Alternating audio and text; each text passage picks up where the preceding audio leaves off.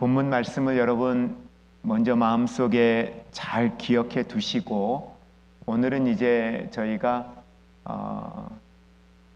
이 천주교와 기독교의 구원에 관한 교리를 비교해서 말씀을 함께 보려고 합니다.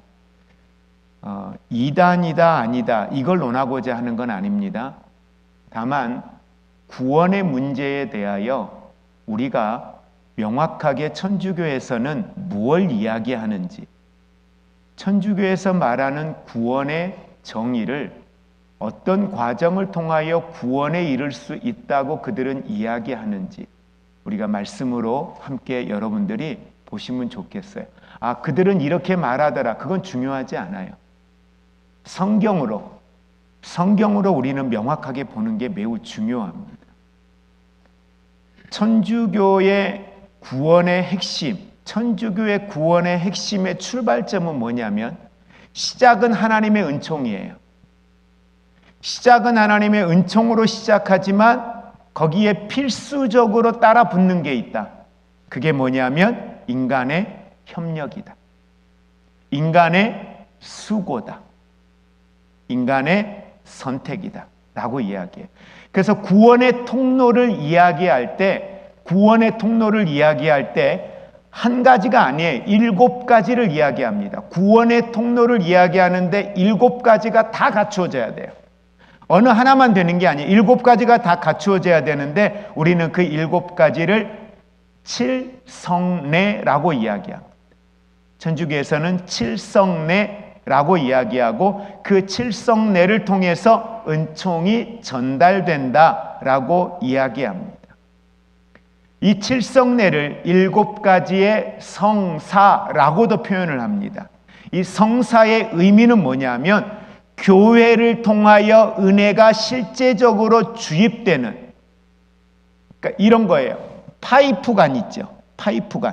이 파이프관을 통하여 흘러가는데 하나님의 은총이 교회라고 하는 파이프관을 통해 누구에게 간다? 성도에게 간다. 이렇게 보는 거예요. 그러니까 교회는 뭐예요? 그 파이프관이라고 이야기를 하는 거죠. 근데 그 파이프관의 역할을 하는 것들이 교회 안에 7가지의 성사라고 이야기를 합니다.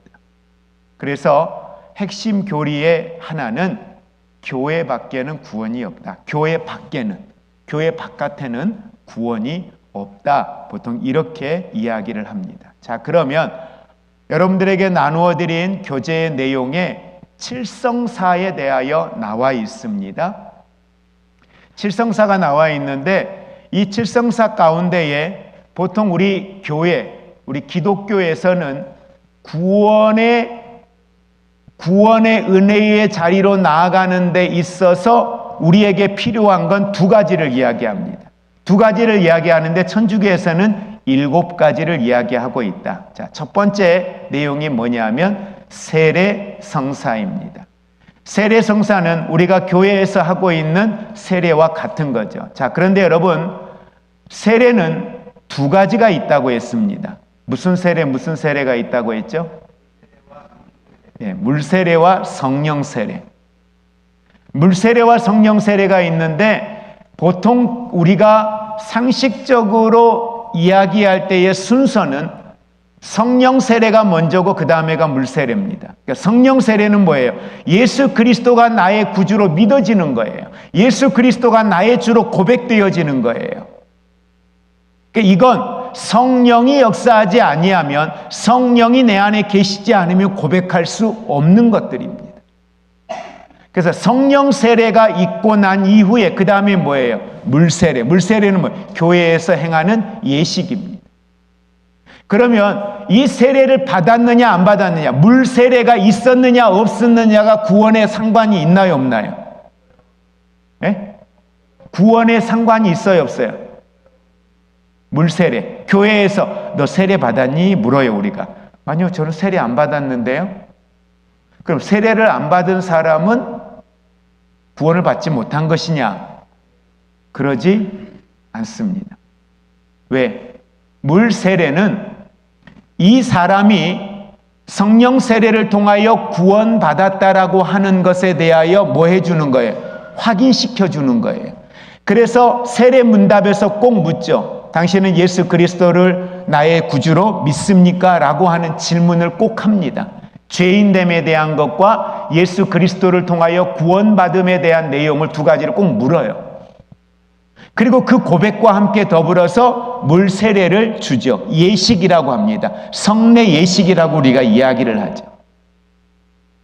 그러나 중요한 건 물 세례가 아니라 뭐예요? 성령 세례다라고 하는 것. 그런데 천주교에서 말하는 성례, 성사, 성사를 꼭 붙입니다. 성례, 성사는 원죄와 모든 죄를 용서받고 하나님의 자녀가 되며 그리스도의 몸인 교회의 일원이 되는 기본적인 예식, 이걸 세례 성사다라고 이야기합니다. 그렇기 때문에 이 천주교에서는 세례 성사가 이루어지지 않으면 그 사람의 원죄는 해결되지 않았다라고 이야기합니다. 예. 세례 성사가 되지 않으면 그 사람은 구원받은 게 아니다.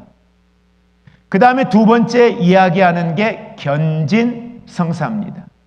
자, 여러분 먼저 성경을 좀 기록을 좀 해놓으세요. 여러분들 나누어드린 교재에는 지금 그 내용이 공간 때문에 다 넣지 못했는데, 세례가 중요한 이유, 이건 기독교 입장입니다. 기독교 입장에서 세례는 구원의 조건이 아니라 믿음의 하나의 표지예요.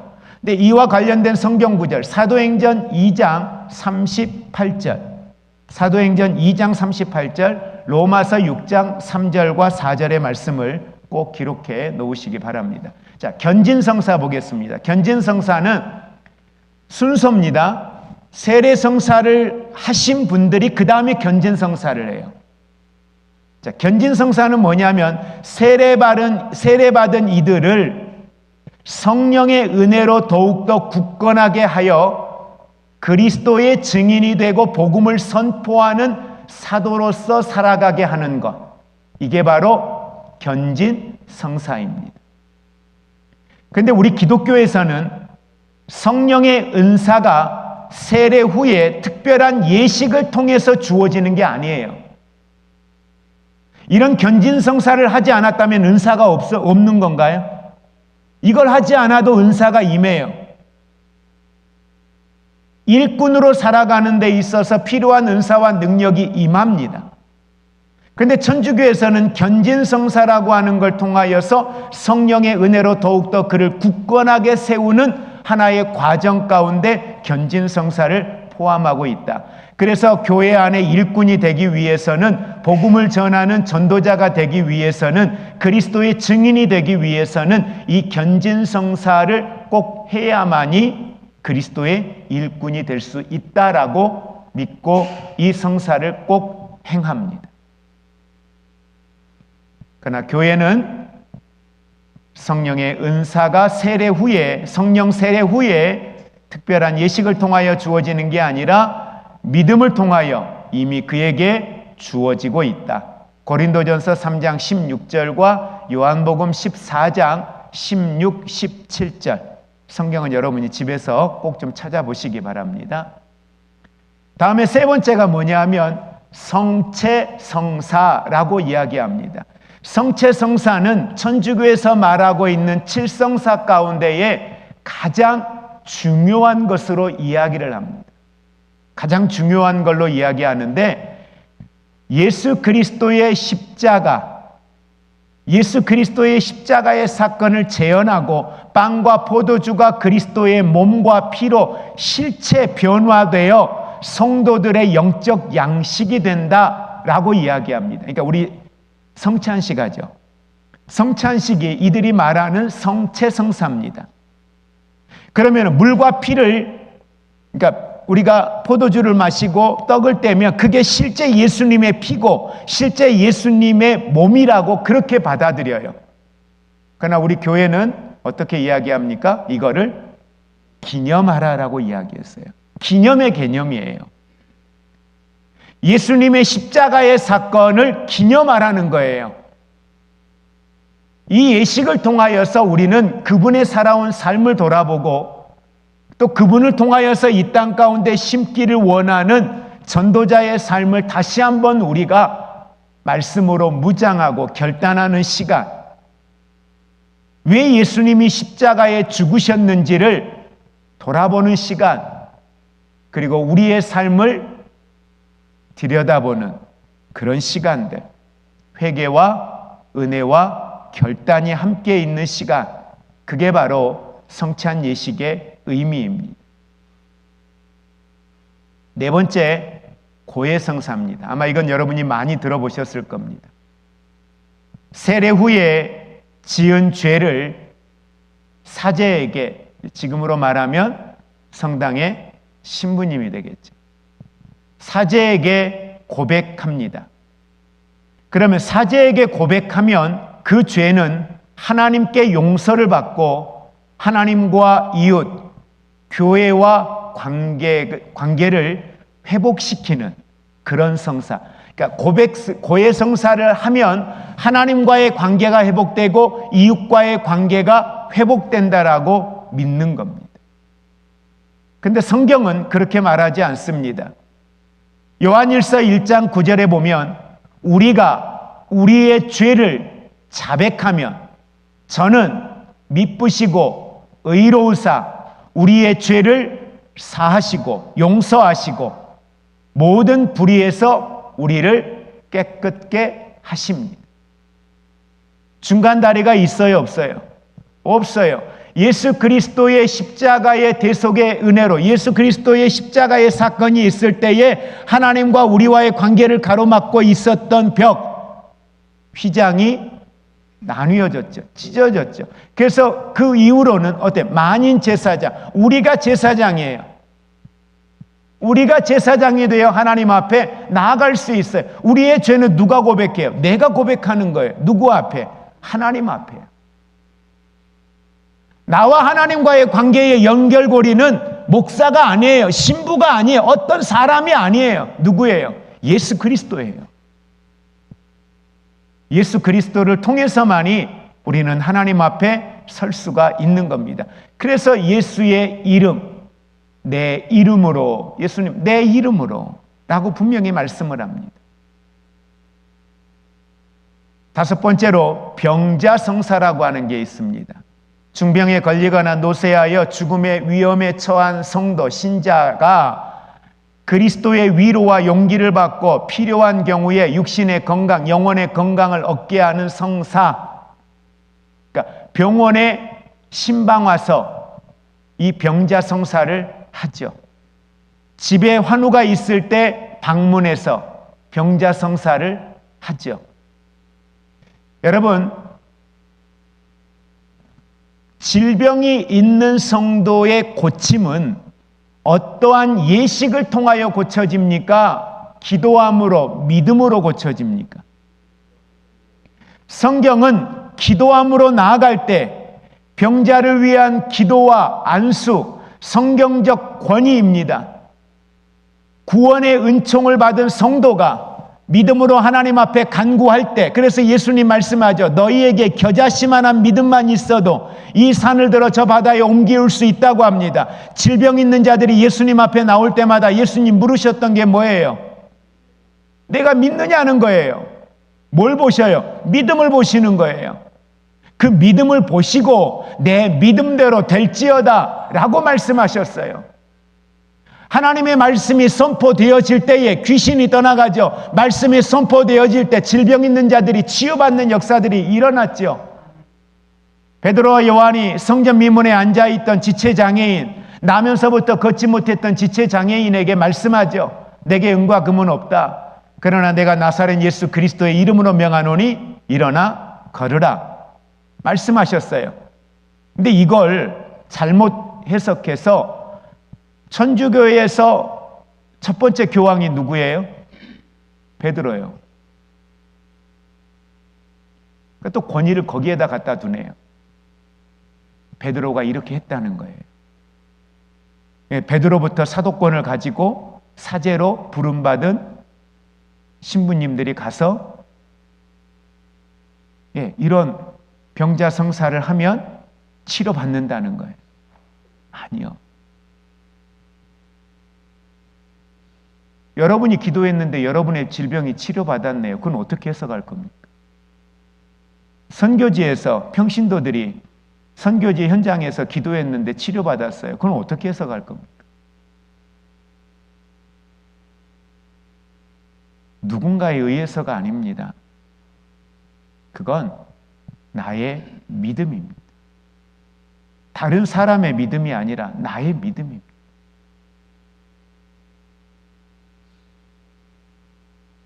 여섯 번째, 서품 성사입니다. 이거는 이제 사제들에 대한 거예요. 목회자들에 대한 부분을 이야기하고 있습니다. 그런데 기독교에서는 성사, 어떤 예식으로 보지 않고 이건 예식이 아니라 임직식입니다. 교회에서는 목회자들을 세울 때 임직식을 합니다. 안수하여 임직식으로 해서 세우고 있지요. 그리고 목회자에만 두지 않고 성도들, 사역하는 평신도 사역자의 개념에서 우리가 안수 집사님, 장로님 이렇게 해서 항존직을 세울 때에 그와 같이 세울 때에도 하나님께 나아가는 우리는 이미 왕 같은 제사장으로 부름을 받은 사람들입니다. 그래서 이 사실들이 어떤 예식이 있어야만이 그 기능을 할 수 있는 개념이 아니라는 걸 여러분이 기억하시고요. 그 다음에 이제 하나가 혼인성사입니다.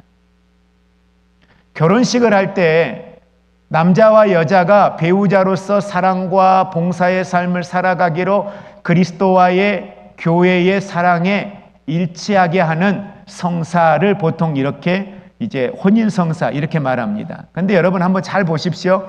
이 7가지의 내용들 속에 천주교에서 이야기하고 있는 것들 중에 어떤 것 하나라도 빠지면 안 돼요. 어떤 거 하나라도 빠지면 안 되는데 여기 계신 분들 가운데에 성당을 다니셨던 분들도 계셔요. 성당을 다니셨던 분들도 과거에 성당을 다니셨던 분들도 있는데 아주 특이한 건 아주 고집스러울 만큼 이걸 해요. 타협 안 돼요. 절대 타협 안 됩니다. 장례식장에 가서 천주교인들이 임종을 맞이했어요. 자녀가 천주교인이에요. 성당을 다녀요. 이거 타협 안 됩니다. 타협하지 않아요.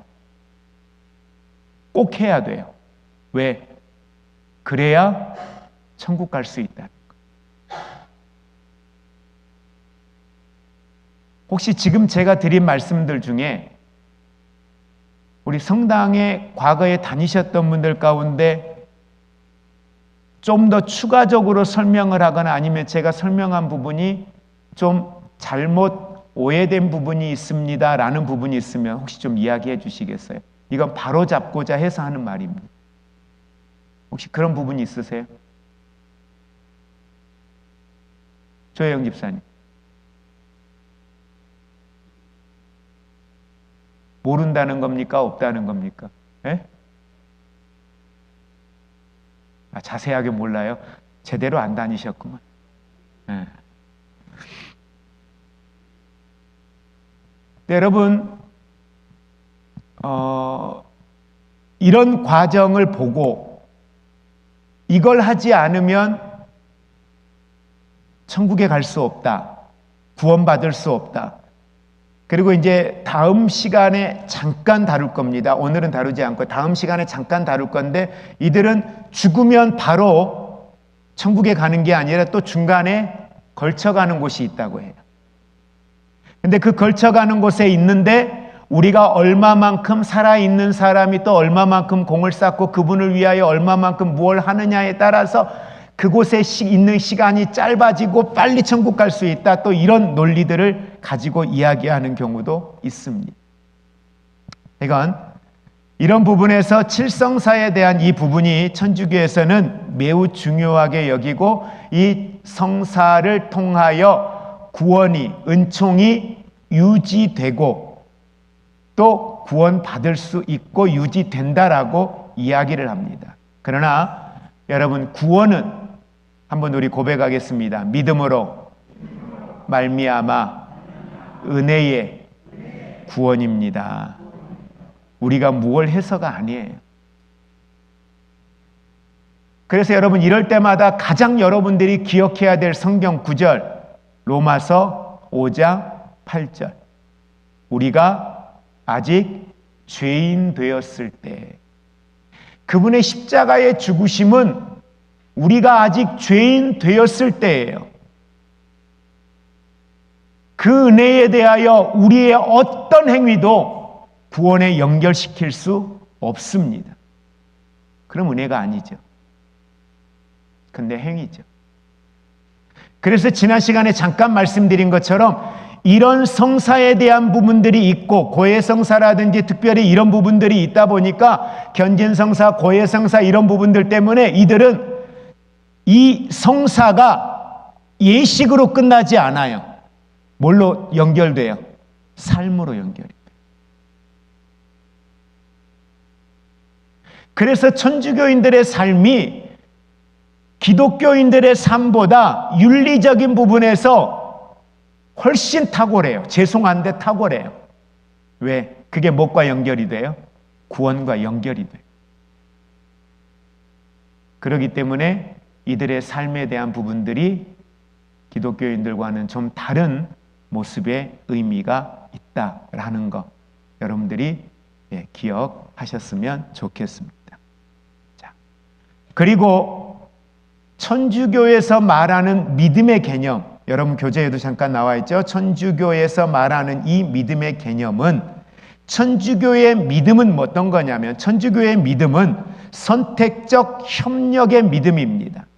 다시 말하면 천주교는 성사와 행위를 통한 나의 하나님의 은총 플러스 나의 행위, 성사를 통하여 나의 행위를 통한 협력적 믿음이 플러스 되어질 때 이걸 믿음의 개념으로 이야기를 해요. 그런데 개신교에서는 어때요? 우리 교회에서는 은혜에 대한 믿음의 응답입니다. 하나님이 나를 위해서 이런 사랑을 베푸셨어. 내게 이런 구원의 은혜를 베푸셨어.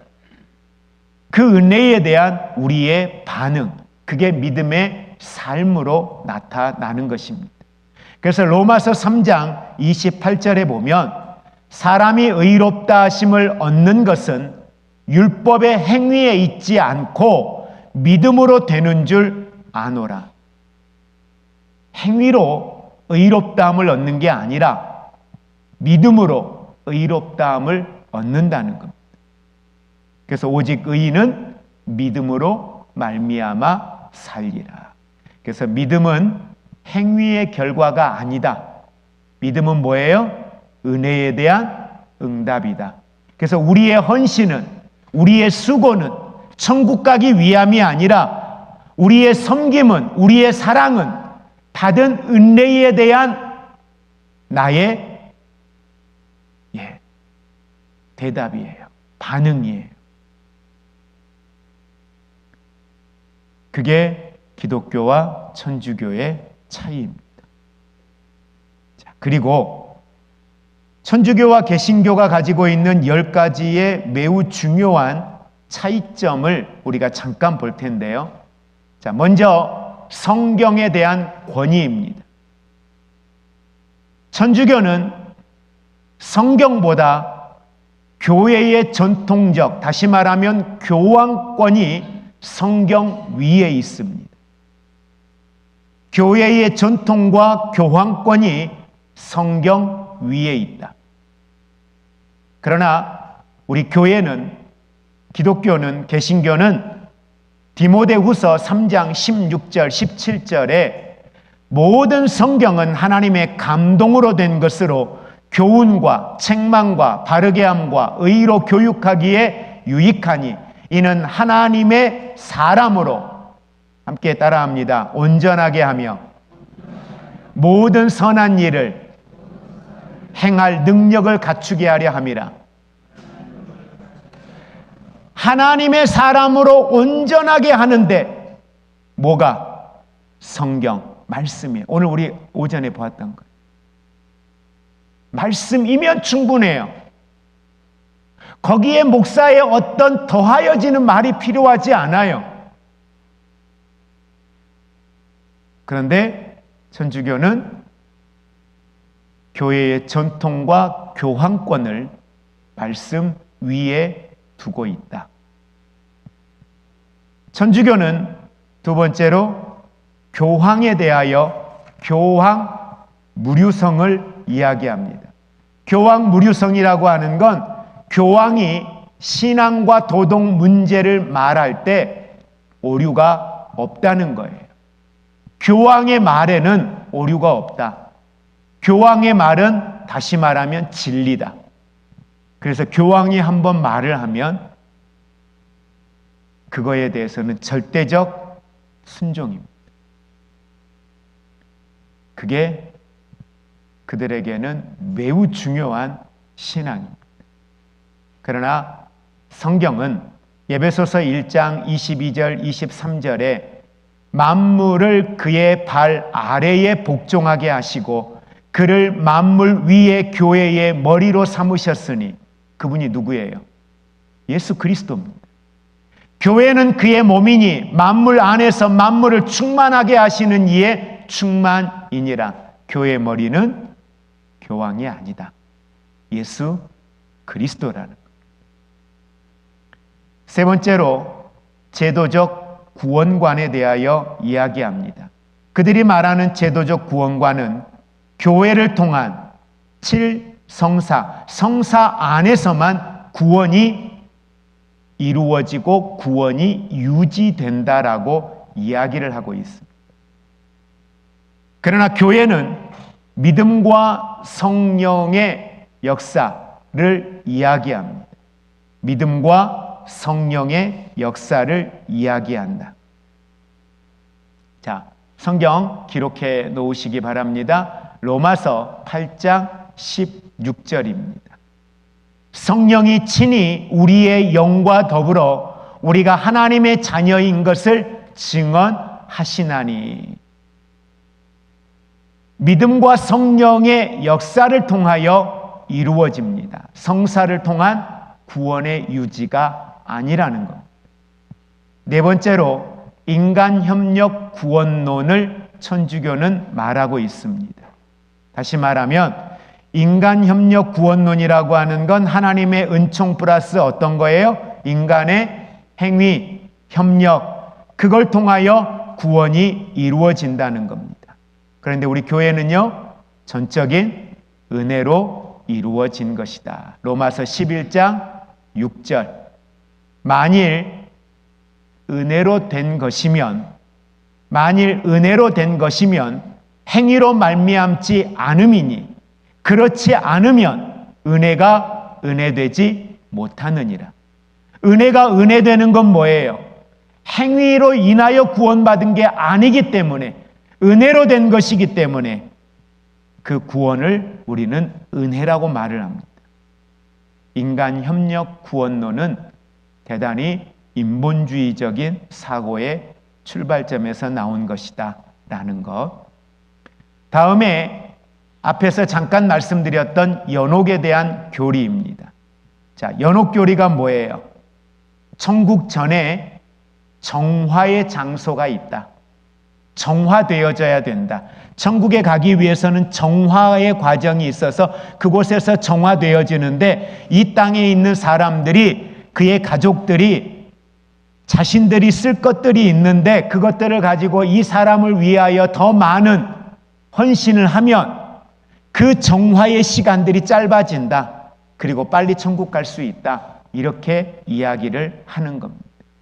죽은 후에 정화의 장소가 있다라는 이 연옥교리.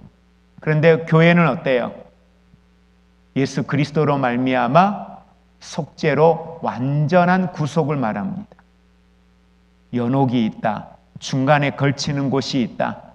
그래서 천국 가기 전에 이런 연옥이 있어서 우리가 더 기도해야 되고, 우리가 더 헌신해야 되고, 우리가 더 헌금해야 되고, 우리가 더 충성해야 되고, 그러면 그분이 더 좋은 곳으로 빨리 갈 수 있다.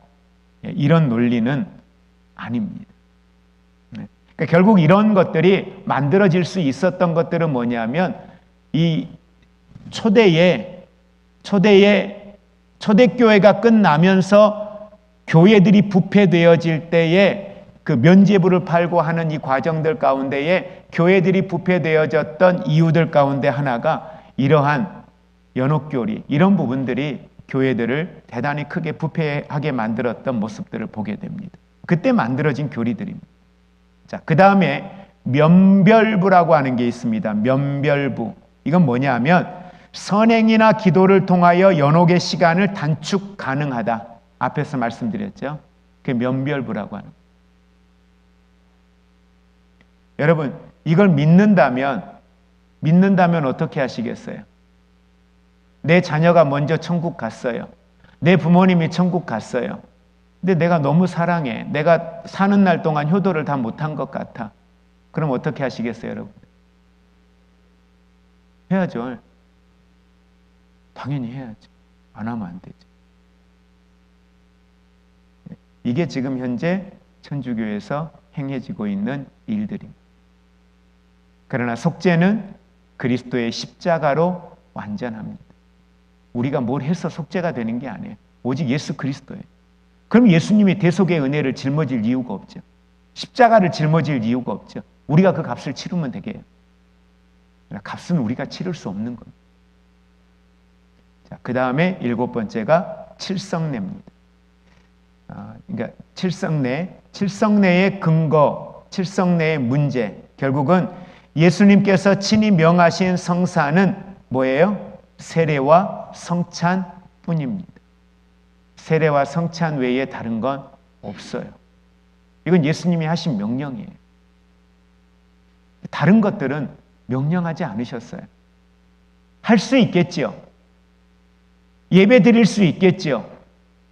그와 같은 예식을 가질 수 있겠지요. 그러나 그것이 어떠한 구원과 우리의 삶의 어떤 것과 연결시켜 이야기하고 의무화하고 제도화하는 것, 이건 대단히 잘못된 것이 될 수밖에 없다라는 것.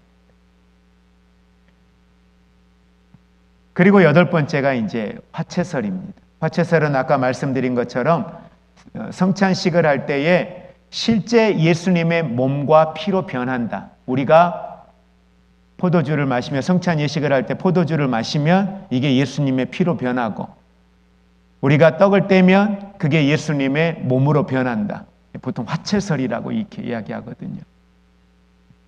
그러나 우리에게 성경이 이야기해 주고 있는 건 기념함이고 감사에 대한 성찬이다. 고린도전서 11장 26절에 보면 너희가 이 떡을 먹으며 이 잔을 마실 때마다 주의 죽으심을 그가 오실 때까지 전하는 것이니라.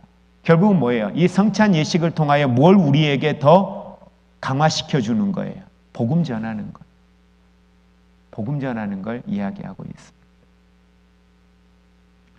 그 다음에 9번째가 이제 성당의 개념입니다. 여러분, 천주교에서 성당은 성체를 모신 거룩한 공간으로 이야기를 합니다. 성체를 모신 거룩한 공간이다. 그러니까 성전이라고 말하죠. 성전. 근데 우리 교회는 성전입니까? 여러분, 우리 아직도 가끔 성전이라는 말을 쓰시는 분들이 계셔요. 근데 성전이 아닙니다. 이곳은 뭐예요? 예배당이에요. 예배당. 교회는 누구예요? 여러분이 교회예요. 예수 그리스도를 모시고 있는 여러분이 교회, 한 사람 한 사람이 교회예요. 이곳은 성당이 아니에요. 성전이 아니에요. 이곳은 예배당입니다. 다만 우리가 예배를 드리는 예배당, 예배를 드리는 처소이다 보니 교회를 잘 우리가 깨끗하게 가꾸고 청결하게 하는 것들, 그건 우리가 매우 중요하죠. 이곳에 주님이 이곳에 자정하고 계시니까 날마다 이곳을 깨끗하게 해야 되고 뭐 이런 개념을 이야기하는 게 아닙니다. 여러분이 여러분의 가정에 가면 어떻게 해요? 깨끗하게 청소하잖아요. 회사에 가면 어떻게 해요? 회사 깨끗하게 관리 감독하잖아요.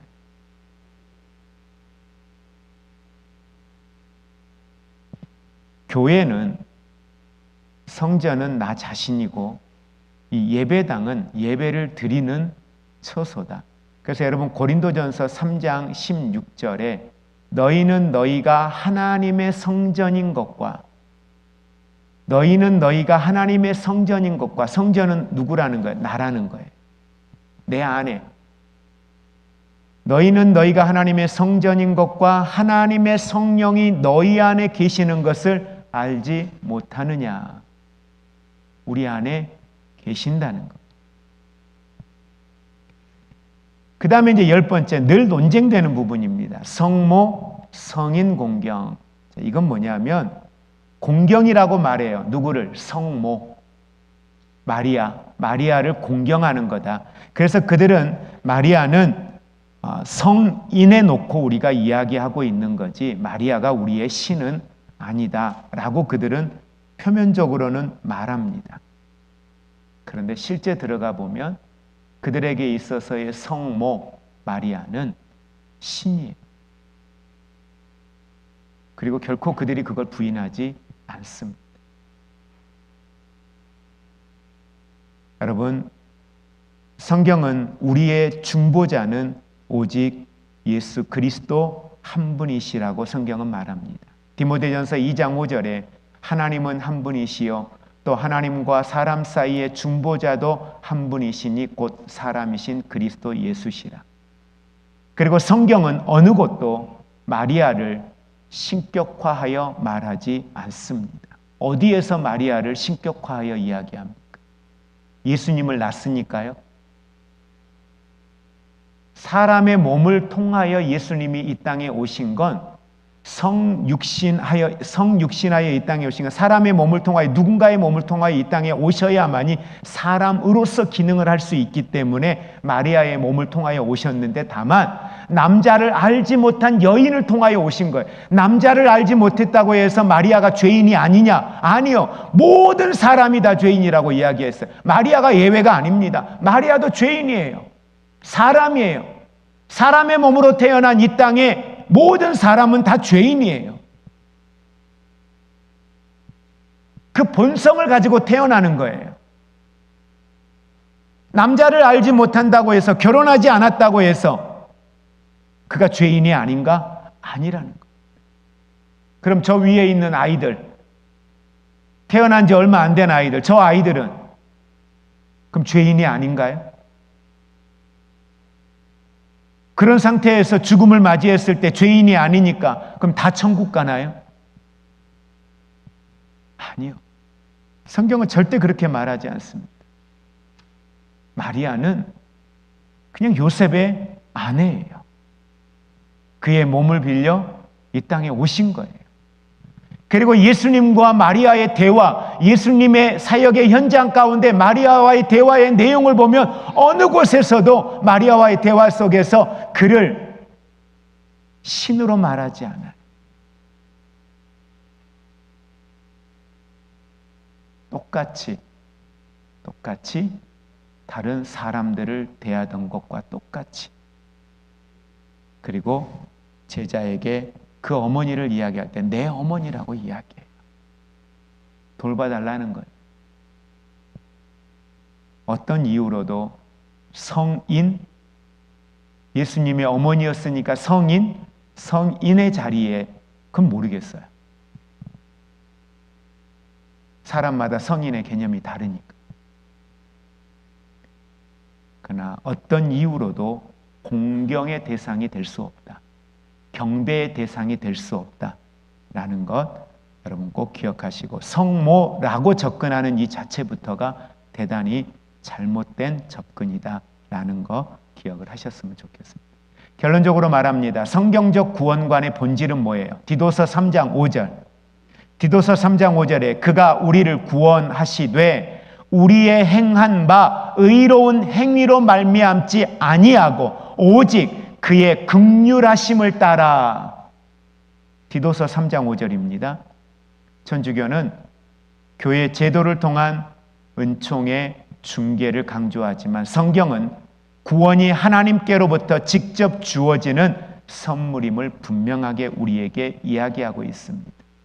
교회 공동체는 오직 말씀, 오직 은혜, 오직 믿음 위에 있습니다. 교회는 구원을 주는 기관이 아닙니다. 목사는 누군가에게 구원을 제공하는, 구원을 연결시켜주는 사람도 아닙니다. 이미 구원받은 공동체, 구원받은 사람들이 모인 곳, 그것이 바로 교회 공동체입니다. 그들을 양육하여 제자 삼고 제자 삼아 증인되도록 파송하는 것, 그것이 교회의 사명이고 목회자의 사명입니다.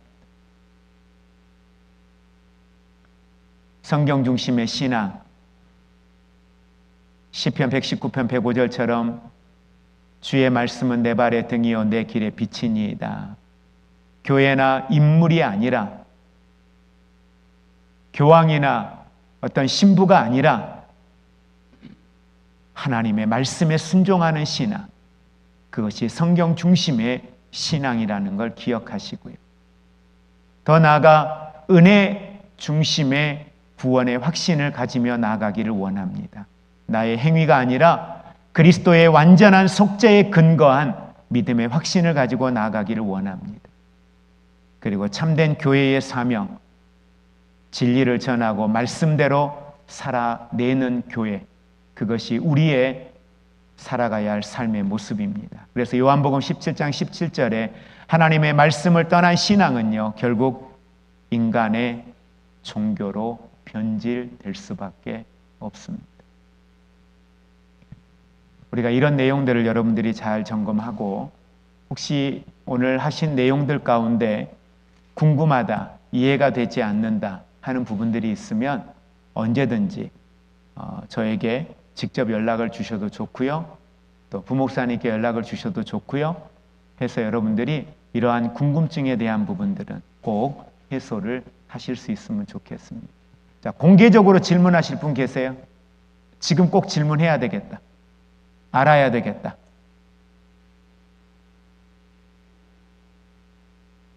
공개적으로 질문하는 건 좀 민망하시죠? 그러니까 개별적으로 하실 분들은 해주시면 좋겠습니다. 기도하겠습니다.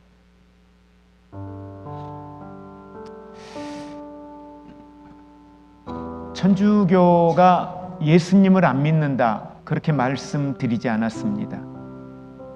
예수 그리스도를 통하여 하나님의 은총이 있고 구원을 받는다고 말하는 건 사실입니다. 그러나 그 구원받은 사람들이 계속해서 구원을 유지하고 구원을 완성하기 위해서는 이런 과정을 꼭 걸쳐야 된다. 그러지 않으면 구원은 온전히 이루어진 게 아니다. 거기에는 꼭 행위가 있어야 한다 라고 이야기를 하고 있습니다. 구원 외에, 예수 그리스도의 십자가 외에 교황을, 고해성사를, 또 나름 만들어 놓은 칠성사를 통해서만이 구원이 유지되고 완성될 수 있다 말합니다. 그러지 않으면 중간에라도 구원은 무효가 된다라고 이야기합니다. 이와 유사하게 많은 이단들은 우리를 그럴듯하게 현혹해 옵니다. 하나님, 온전한 믿음의 신앙, 변치 않는 믿음의 신앙, 흔들리지 않는 믿음의 신앙, 예수 그리스도가 중심이 되고 말씀이 중심이 되는 믿음의 신앙 갖게 하여 주옵소서. 같이 기도하겠습니다.